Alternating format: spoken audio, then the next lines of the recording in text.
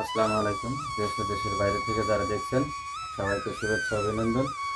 আমরা আজকে চলে আসলাম বিনেতুর ভবনপাড়া মনিরুল ভাইয়ের বাড়িতে। মনিরুল ভাইয়ের দুইটা শাহিওয়াল জাতের এঁড়ে বাছুর। এই যে এখান থেকে যে অ্যালার্জিগুলো হয়েছে এটার আমরা ট্রিটমেন্ট দেবো।